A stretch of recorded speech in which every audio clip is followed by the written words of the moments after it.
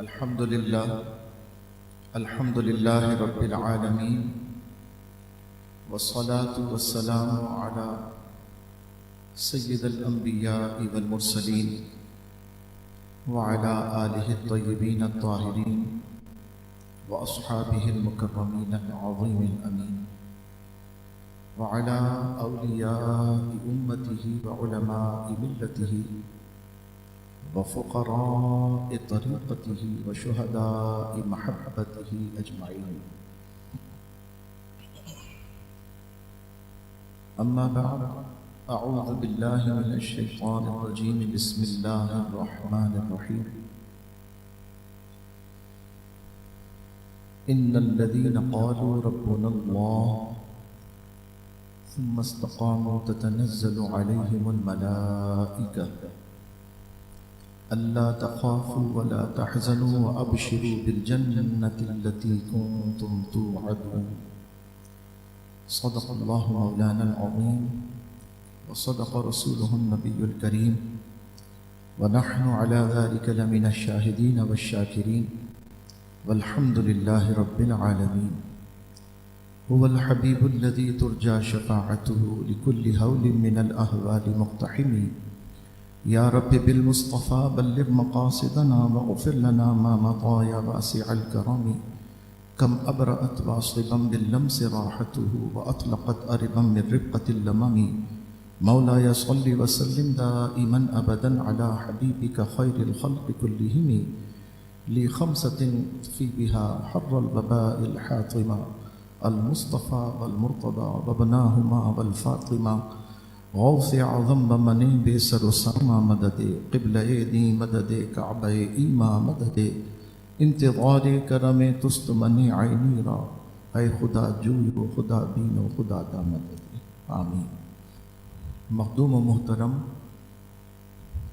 صاحب صدر محفل حضور شیخ الفقہاء مفتی اہل سنت، میرے مربی، میرے استاد، میرے بزرگ اہل سنت کی اکابر اہل سنت کے یادگار، اور ان میں سے ایک ہمارے مرشد کریم کے سب سے اعتماد یافتہ ملک پاکستان میں، جنہیں حضور مرشد سیدی تاج الشریعہ علیہ الرحمہ کی سب سے زیادہ اعتماد حاصل، جن کے فتووں پہ حضرت کی تائید، جن کے قول کو حضرت نے پسند فرمایا، حضور مفتی عبدالعزیز حنفی صاحب قبلہ مدظ اللہ العالی ہمارے درمیان جلوہ گر ہیں. بڑی سعادت ہے ہم جیسے چھوٹے لوگوں کی کہ ہم جیسے طالب علم حضرت کے سامنے کھڑے ہوں اور حضرت کے سامنے بولنے کی سعادت ملے. اللہ تعالی ہمیں ادب کے ساتھ درست بات کرنے کی توفیق عطا فرمائے. الحمدللہ مجھے حضرت سے بیعت کی نسبت حاصل کیے ہوئے 30 سال ہو چکے ہیں، اور 28 برس اس بیعت کے بعد حضرت کی گاہے گاہے زیارت نصیب ہوتی رہی. خدمت کا دعویٰ نہیں ہے کہ میں حضرت کی خدمت کر سکا، یہ سعادت سے میں محروم رہا، لیکن زیارت ہوتی رہی. اور الحمدللہ میں یہ بات کل بھی ایک محفل میں عرض کر رہا تھا کہ بعد میں آنے والے لوگ کتابوں میں پڑھ کر ان کی سیرت بیان کریں گے، یا علماء سے سن کر ان کی سیرت بیان کریں گے. اللہ تبارک و تعالیٰ کا یہ شکر ہے، احسان ہے کہ میں یہ کہہ سکتا ہوں، چاہے ادنا ترین کیفیت ہی صحیح، لیکن میں یہ کہہ سکتا ہوں کہ ہم نے ان بزرگوں کو دیکھا ہے، اور ان کی سیرت کے وہ گوشے جو ہمارے مشاہدے میں آئے الحمدللہ نہ کتابی ہیں نہ سنے ہوئے ہیں، بلکہ وہ دیکھے ہوئے اور مشاہداتی آپ کے سامنے عرض ہیں. اور یہ سعادت بہت کم لوگوں کو ملتی ہے. اللہ نے یہ نعمتیں ہمیں عطا فرمائی، بہت سی اس جیسی نعمتیں اللہ نے عطا فرمائی. شکر ہے، کروڑا احسان ہے. بزرگوں نے فرمایا مرید کی خوش قسمتی کے لیے 2 باتیں بڑی ممتاز ہیں. ایک تو یہ کہ اگر مرید کا انتقال اپنے شیخ کے سامنے ہو جائے، اگر مرید کا انتقال اپنے شیخ کے سامنے ہو جائے اور شیخ اس کا جنازہ پڑھائے، یا شیخ اس کے جنازے کے لیے، اس کے مغفرت کے لیے دعا کے لیے ہاتھ اٹھا دے، یہ مرید کی خوش قسمتی ہے. اور دوسری خوش قسمتی یہ ہے اس کی کہ زندگی میں اللہ تعالیٰ یہ توفیق اور موقع عنایت فرمائے کہ مرید اپنے شیخ کے ساتھ حضور کے دربار اعظم میں حاضر ہو صلی اللہ علیہ وسلم۔ یہ بڑے کمالات، بڑے انعامات میں سے ایک انعام ہے جو اللہ تعالیٰ جسے چاہتا ہے انتخاب فرماتا ہے، اسے عطا کرتا ہے۔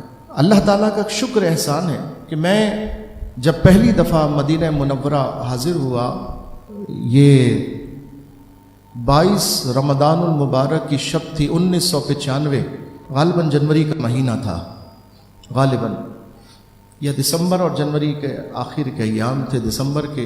پہلی دفعہ مدینہ پاک حاضری ہوئی رات ان کی قیام اللیل کے بعد، جب میں حاضر ہوا روضہ اقدس پر کھڑا ہوا جا کر، مجھے تو خیر سلیقہ ہی نہیں تھا، جو سمجھ میں آ رہا تھا، جو کتاب میں انوار البشارہ پڑھ کر گئے تھے حضور سیدی اعلیٰ حضرت رضی اللہ تعالی عنہ کی کتاب، لیکن یقیناً اعلیٰ حضرت کی بات کو سمجھنا بھی تو ہر ایک کے بس کی بات نہیں، جو سمجھ میں آ رہا تھا اس لحاظ سے کوشش کر رہے تھے۔ دھکم پیل بھی ہو رہی تھی، رش بھی تھا، لوگ بھی تھے۔ رمضان شریف کا آخری عشرہ 22ویں شب تھی رمضان المبارک کی۔ آنکھ بند کر کے میں موقع مل گیا، پیچھے کی طرف تھوڑا سا کھڑا ہوا تھا، ایسا لگا برابر میں کچھ لوگ آئے ہیں، کچھ چلے گئے ہیں، کچھ نئے لوگ آ کے کھڑے ہوئے ہیں۔ تو آنکھ کھلی، تھوڑا سا ہاتھ کسی کا لگا، کسی کا کندھا لگا، تو ہاتھ کھل گئی، تو دیکھا الحمدللہ زہ نصیب میرے مرشد میرے برابر میں تشریف فرما تھے۔ حضرت کا وزٹ تھا، مجھے تو پتہ نہیں تھا، میرے لیے سعادت کی بات، اور زبیر بھائی بھی تشریف فرما تھے، حضرت شوکت میاں صاحب قبلہ علیہ الرحمہ بھی تشریف فرما تھے، سید ہاشمی صاحب بھی تھے، اور بھی کئی، حافظ اسلم کھتری صاحب بھی تھے، کئی لوگ تھے۔ لیکن آپ کو معلوم نہ ہو اور آپ روضہ اقدس پہ سلام کے لیے کھڑے ہوں اور ابھی یہی سوچ رہے ہوں کہ کوئی ایسا عمل نہ ہو جائے کہ بے ادبی ہو جائے، گستاخی ہو جائے، ابھی اسی دماغ، اسی تانے بانے میں تھا، اسی سوچ اور فکر کے اندر تھا کہ اتنے میں مرشد کریم تشریف لے آئے۔ اور جب آپ تشریف فرما ہوئے تو میں قدم پیچھے ہو گیا اور حضرت کے قریب سب لوگ کھڑے تھے، میں بھی ذرا سا لگ کے کھڑا ہو گیا اور یہ میں نے نیت کی، اے اللہ مجھ سے تو پتہ نہیں کتنی غلطیاں ہو گئی ہوں گی، تیرے محبوب کے دربار کے تقدس اور احترام کے اندر میں نہ جانے کتنی غفلتوں سے گزر گیا ہوں گا، مگر مولا یہ تیرے پیارے ہیں، یہ تیرے محبوب ہیں، ان سے زیادہ ادب کس کو آتا ہوگا، انہی سے ہم نے سیکھنا ہے ادب۔ اے مولا جو تیری رحمتیں ان کے اوپر حاضری میں برس رہی ہیں، مجھے بھی ان رحمتوں میں شامل فرما لے، وہ برکتیں مجھے بھی عطا فرما دے۔ الحمدللہ اس وقت سے پھر تو کئی مرتبے الحمدللہ یہ سعادت ملتی رہی۔ حضرت نے جو 2008، 2009، 2010 میں جو حج فرمائے، الحمدللہ اس میں بھی حضرت کے ساتھ حج کرنے کی سعادت نصیب ہوئی، حضرت کی معیت نصیب ہوئی۔ بہت سی برکتیں ہیں، کیا کیا بتائیں اور کیا نہ بتائیں۔ ایک بات بتا کے میں گفتگو اپنی ختم کرتا ہوں، صرف ایک بات ان میں سے، اور وہ بات یہ ہے کہ میں نے حضرت کو اپنے حجاز مقدس کے قیام کے دوران قرآن کریم یاد کرتے ہوئے دیکھا۔ حضرت نے میری معلومات کے مطابق پہلے قرآن کریم مکمل یاد نہیں فرمایا تھا، حضرت نے اپنی عمر کے آخری ایام میں قرآن کریم مکمل یاد فرمایا، جہاں تک میری معلومات ہے۔ اور میں نے اس کا مشاہدہ یہ کیا کہ جب پہلی دفعہ میں وہاں 2008 میں پہنچا تو حضرت عمرے کے لیے تشریف لائے، ہم بھی اس عقیدت میں، اس شوق میں کہ حضرت کے ساتھ طواف مل جائے گا، احرام باندھ لیا، چلے گئے۔ حضرت کو چونکہ بینائی بھی کمزور ہو چکی تھی، تقریباً ختم ہو گئی تھی، اور حضرت ثقل سماعت کے بھی شکار تھے، یعنی حضرت کی سماعت جو ہے بہت کمزور تھی، سیدھا دائیں طرف سے تو نہیں سماعت ہوتی تھی، بائیں طرف سے سماعت ہوتی تھی، تو جو بات کہنی ہوتی تھی بائیں طرف آ کر جو ہے وہ کہی جاتی تھی۔ طواف کے دوران میں نے یہ دیکھا کہ حضرت کے بائیں کندھے کو، بائیں ہاتھ کو ایک ہمارے پیر بھائی جو سعودی عرب میں رہنے والے ہیں، وہیں پیدا ہوئے مکہ شریف میں، تو اس لحاظ سے وہ سعودی ہیں لیکن وہ ہیں الحمدللہ مومن، پکے سنی، صحیح العقیدہ ہیں، حضرت کے مرید ہیں، بلکہ حضرت نے انہیں خلافت بھی عطا فرمائی ہے۔ وہ بائیں طرف تھے اور قرآن شریف ان کے ہاتھ میں ایسے کھلا ہوا تھا، اور وہ حضرت کے کان سے اپنا منہ لگائے ہوئے حضرت کو سنا رہے تھے، طواف حضرت فرماتے جا رہے تھے۔ دائیں طرف ہم سب کو سعادت ملتی تھوڑی تھوڑی دیر ہاتھ پکڑنے کی، کبھی ہم کبھی کوئی کبھی کوئی کبھی کوئی. جب 7 چکر مکمل ہو گئے اور میسر آیا مجھے موقع تو میں نے ان کا ہاتھ پکڑا اور ان سے کہا خالد بھائی یہ آپ کیا کر رہے تھے؟ وہ کون سا ورد پڑھ رہے تھے ہمیں بھی بتائیے تاکہ ہم بھی آئندہ جب کریں تو یہی کریں، ہمیں بھی تو وہ بتائیں نا ذرا. تو انہوں نے کہا میں قرآن شریف حضور کو پڑھ کے سنا رہا تھا، فلاں صورت مجھے یاد نہیں کیا کہا. میں نے حضرت کو 7 چکر میں یہ تلاوت میں کرتا رہا اور 7 چکر کے بعد حضرت نے فرمایا میں نے 82 آیتیں قرآن کی یاد کر لی. طواف کے دوران 82 آیتیں حضرت نے یاد فرمائیں. سبحان اللہ.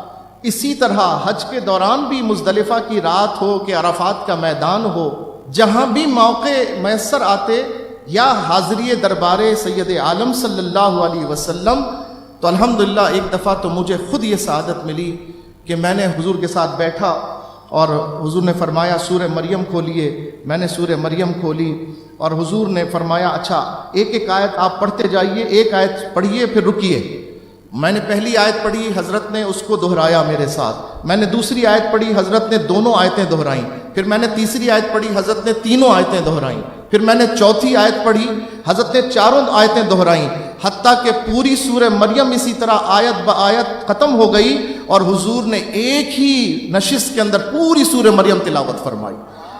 یہ حافظہ اس کا میں عینی شاہد ہوں، اس کا تو میں خود اس میں موجود تھا اور اس میں الحمدللہ یہ سعادت مجھے ملی کہ حضرت نے میرے ساتھ دور کیا اور مجھے یہ سعادت عطا فرمائی.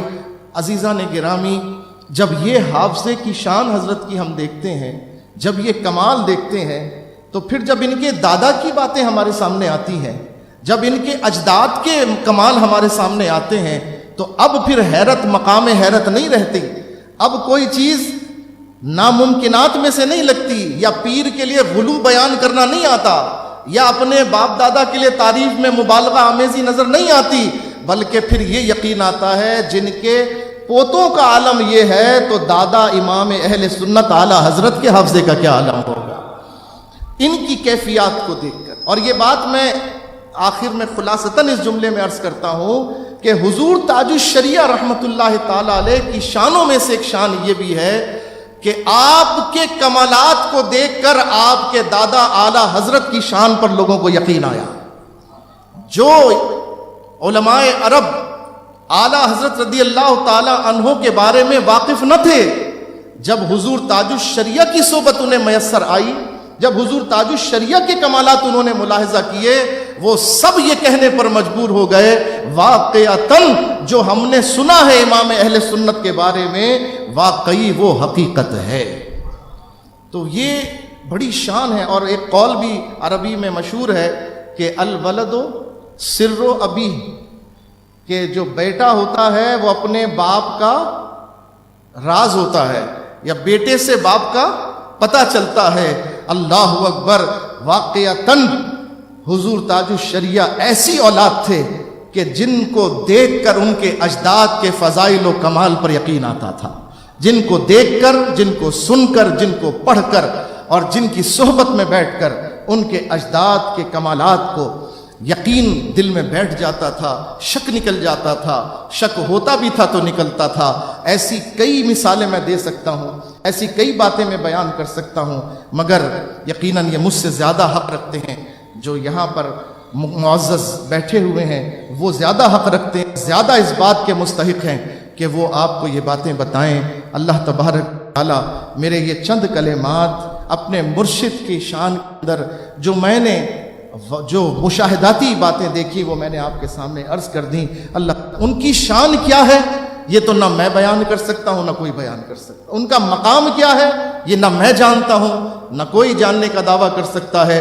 ان کا مقام ان کا رب جانتا ہے کہ وہ کس مقام پر فائز ہیں، ان کی کیا شان ہے اور ان کی کیا معاملات ہیں. اللہ تبارک و تعالیٰ نے قرآن میں فرمایا یہ وہ لوگ ہیں جو وعدہ کر کے آئے تھے عالم ارواح سے کہ اللہ ہم تجھی کو اللہ کہتے ہیں، تو ہی ہمارا رب ہے، تو ہی ہمارا مالک ہے، اور جب دنیا میں آ کے وہ اس کہے کی لاج رکھتے ہیں، ڈٹ جاتے ہیں، استقامت سے اس کے اوپر اپنی زندگی گزار دیتے ہیں، تو جب ان کا وقت وصال آتا ہے اللہ تعالیٰ فرشتوں کا نزول فرماتا ہے اور وہ یہ خوشخبری لے کر آتے ہیں کہ ڈرو نہیں، خوف زدہ نہ ہو، بلکہ اب تو تمہارے لیے انعام کی منزل شروع ہو رہی ہے، تم نے کوشش کا معاملہ پورا کر دکھایا، اب انعام کی باری شروع ہو رہی ہے، اور انعام یہ ہے کہ ہم تمہیں اس جنت کی بشارت دینے آئے ہیں جس کا اللہ نے تم سے وعدہ فرمایا ہے۔ اللہ تبارک و تعالی ان کے مرقد انور پر کروڑہا رحمتیں نازل فرمائے اور ہم سب کو ان کے فیض سے ہمیشہ متمتع فرمائے۔